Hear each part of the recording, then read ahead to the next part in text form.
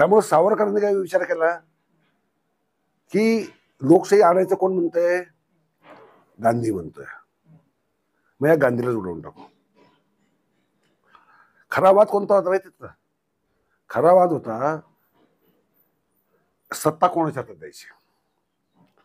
टिळकांचं म्हणणं काय होतं 20 सालापर्यंत की पेशव्यांना बुडवून ब्रिटिशांनी भारतावर सत्ता मिळवली 1820 साली.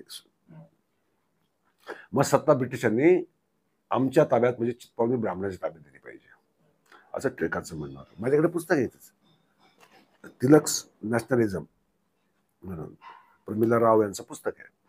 त्यांनी फार डिटेल केसरीचे आणि मराठाचे अग्रलेख सगळं अभ्यास करून ते पुस्तक लिहिलेलं आहे. मुस्लिमांचं काय म्हणणं होतं की नाही तुम्ही बहादूरशाह जफरच्या हातून सत्ता घेते 1857 साली बंड झाल्यानंतर, लक्षात का तुझ्या? त्यामुळे सत्ता आमच्या ताब्यात मिळाली पाहिजे. मग सत्ता मिळायची कोणाला, ब्राह्मणांना मिळायची का मुस्लिमांना मिळायची? ब्राह्मण लक्षात ठेवा बाकीच्यांचा संबंधच नाही इथं. पेशवाईला मिळायची का मोगलाईला मिळायची, हा संघर्ष होता. त्यामुळे भारतीय स्वातंत्र्याला वेळ लागला. आणि गांधींना आहे ना, गांधींसमोर प्रश्न कोणता होता की जोपर्यंत ऐक्य आणलं जात नाही भारतीय लोकांमध्ये आणि लोकशाही आणली जात नाही आणि घटनात्मक राज्य निर्माण होत नाही तोपर्यंत भारत काही एक राष्ट्र म्हणून उभा राहूच शकत नाही. राष्ट्र म्हणून कसा उभा राहणार? पेशव्यांच्या हातात दिली असती तर मुस्लिम राज्य वेगळी झाली असती, म्हणजे वेगळी राष्ट्र झाली असती, थोडक्यात वेगळी राष्ट्र झाली असती. म्हणजे भारताचे किती 550 संस्थानं भारत स्वतंत्र झाला तेव्हाच होते.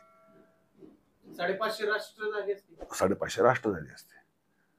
म्हणजे पुण्यातून मुंबईला जायला आपल्याला व्हिसा पासपोर्ट लागला असता. आपण आज जेवढ्या सहजासहजी जातो ना भारतामध्ये कुठेही, ते शक्य झालं नसतं. हे वास्तव कोणाला माहिती होतं? एक गांधींना आणि काँग्रेसला माहिती होतं. त्यामुळे त्यांनी काय केलं की लोकशाही, एक राष्ट्र एक नागरिक एक मत, आणि तिसरी गोष्ट म्हणजे संघराज्य पद्धती.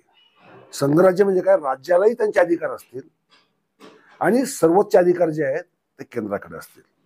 म्हणजे अमेरिकेत कशी व्यवस्था आहे बघ, अमेरिकेत 4 गोष्टी फक्त राष्ट्राध्यक्षाच्या ताब्यात असतात, लक्षात ठेव. फक्त 4 गोष्टी: संरक्षण, अर्थव्यवस्था, अंतर्गत दळणवळण आणि न्यायव्यवस्था. या 4 गोष्टी. बाकी गोष्टी प्रत्येक राज्याच्या कायदे सुद्धा स्वतंत्र आहेत अमेरिकेमध्ये. केंटुकी राज्याचा जो कायदा असेल तो टेक्सास राज्याचा नाहीये. काही राज्यात फाशी आहे, काही राज्यात नाहीये. हो, काही राज्यात 20 देऊन मारलं तर कुठं इलेक्ट्रिकल शॉक देऊन मारलं तर कुठं फाशी दिली जाते. म्हणजे प्रत्येक राज्याचे कायदे वेगळे. भारतात काय केलं गेलं, केंद्र आणि राज्य यांचे संबंध कसे असावेत याच्याबद्दल घटनात्मक सूची आहे. मग भारतापुढची स्थिती किती बिकट होती विचार करा. महाराष्ट्रातच किती राज्य झाले? अरे मराठवाडा वेगळा झाला असता, विदर्भ वेगळा झाला असता. म्हणून सांगितलं ना, पुण्यापासून मुंबईला जायला मुंबईचं राज्य वेगळं झालं असतं. पुण्याची पेशवाई, कोल्हापूरचं राज्य वेगळं झालं असतं, कारण कोल्हापूरची छत्रपतीशाही आहे, सातारची छत्रपतीशाही आहे. विचार करणं किती राज्य झाले असते. महात्मा गांधींना ते नको होतं. त्यांना राष्ट्रपिता उगीच म्हणत नाहीत. हा म्हणजे केवळ काय म्हणू आपण त्याला, कोणाच तरी गौरव करायचा किंवा काँग्रेसशी होते म्हणून त्यांचा गौरव करायचा अशातला भाग नाही. त्यांनी या देशाची नाडी ओळखून घेतली आणि हा देश एक राहायचा असेल, अखंड राहायचा असेल तर आपण काय केलं पाहिजे. पाकिस्तान वेगळा दिला, बांगलादेश वेगळा दिला, म्हणजे पूर्व पश्चिम पाकिस्तान. काही लोकांना राग येतो. आता गंमत बघ, समजा दोन्ही भारतात राहिले असते असा विचार कर, कल्पना कर. मुसलमानांची लोकसंख्या किती झाली असते भारतामध्ये? 40%. आज 16-17% आहे. पण दोन्ही राज्य देश जर भारतातच असते असं गृहीत धर तर मुस्लिमांची संख्या झाली असती 40%. आता तर म्हणतात की अखंड हिंदुस्थान करू, ते बिंडोक येते. मग हे अजून मुस्लिमांना भारतात घ्यायचा कसा विचार करते मला कळतच नाही. तो आहे ना लोकांसमोर निर्माण केलेला एक भ्रम आहे, एक खोटं नॅरेटिव्ह. खोटं नॅरेटिव्ह कसं पसरवलं जातं की तुम्हाला कुणाचा साधा विचार पण नाही डोक्यामध्ये.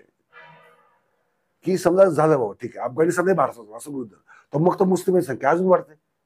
कारण अख्खा अफगाणिस्तान 100% मुसलमान आहे, पाकिस्तान मुसलमान आहे, बांगलादेश 90% मुसलमान आहे.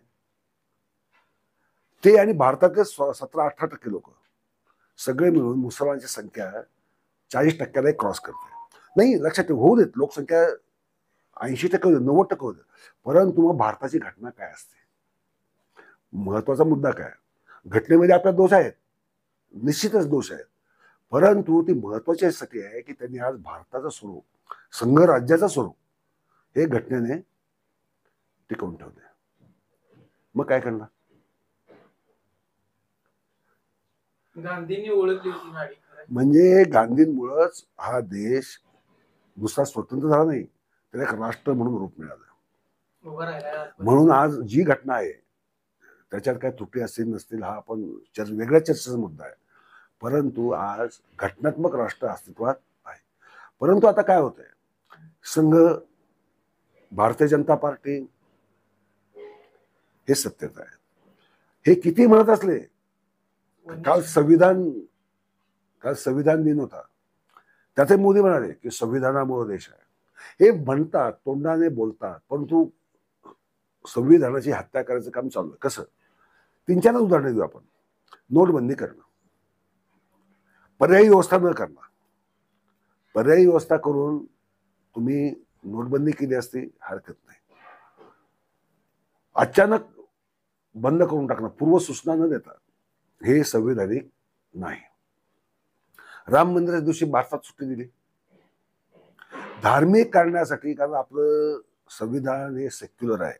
म्हणजे लोक धर्म पाळू शकतात, तू तुझा धर्म पाळू शकतो, मी माझा धर्म पाळू शकतो, पंथ पाळू शकतो, सरकारी सुट्टी. परंतु सरकारला धर्म नाही ना, सरकारला धर्म नसतो. पण सरकारने सरकारी सुट्टी कशी जाहीर केली? दुसरी गोष्ट, तिसरी गोष्ट, जीएसटी.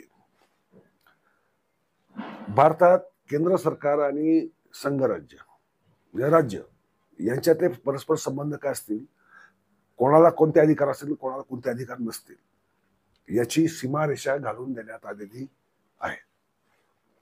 त्यामुळे राज्याने आपले कायदे करायचे अधिकार आहेतच. राज्यही आपले कायदे करू शकते, अंमलबजावणी करू शकते, आपले कर लादू शकते स्वतःची. ही सगळी परंपरा राज्यांना आहे. आज काय स्थिती आहे, यांनी जीएसटी लावल्यामुळं राज्यांचा तो अधिकार गेला.